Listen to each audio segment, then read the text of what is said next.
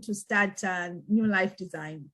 Probably my own journey, my own internal journey, in terms that I've been searching. When I was in my marketing and communications role, I started, I started noticing some internal queries, so to speak, or I wasn't feeling comfortable. I wasn't feeling satisfied with where I'm at, and trying to find the answer, try to find how can I get the outcome that I want to get, how can I contribute, how can I deal with feelings, negative feelings, or not when I feel down. Why am I feeling this way? How can I change it? How can I change my life for the better? Mm-hmm. So it's mostly comes from that internal state that's conflict, that something is missing, something is not feeling right, but yet you can't put your finger on it. Yeah. And history, like what we go through, is the best teacher.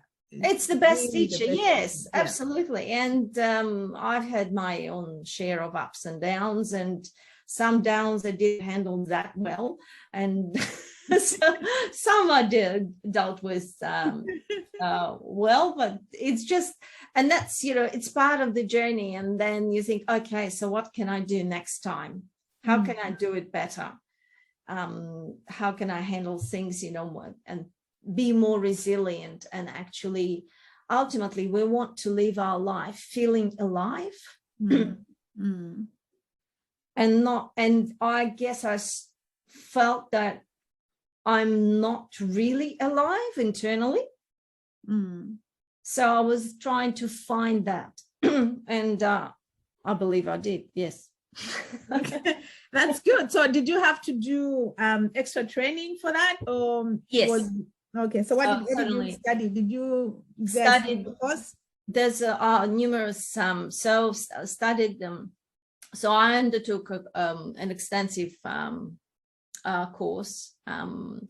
It's a master practitioner of life coaching and leadership. And what it includes, it just includes so many courses within that qualification. So it's neuro-linguistic programming. This is first, there are two levels. That's first the practitioner of NLP, and then master practitioner of NLP. I did hypnosis, same practitioner, master practitioner. There's also multiple brain integration technique, and it goes back to our nervous system and how complex it can be, and how we make our decisions sometimes, and what stops us from making the congruent, aligned decisions. Because sometimes let's say this logically that makes sense, but it doesn't feel right. So how do you bring it in alignment? There's emotional intelligence, leadership, EDISC, that's behavioral understanding. They call it behavioral analysis, but it's behavioral understanding, and that's what I use in my practice with people, and to help people I partner with. So yes, there are numerous qualifications within that study, within that qualification.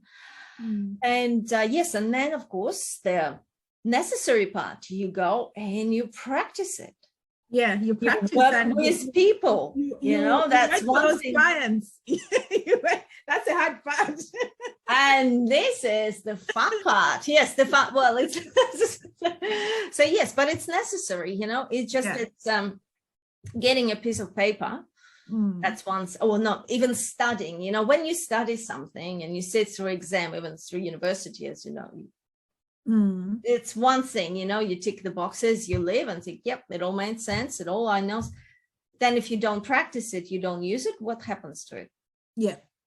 It just stays dormant, or we forget. We can easily forget things. So constantly practicing and applying it, it's absolutely non-negotiable, particularly for a person in coaching space. And even in communication program that I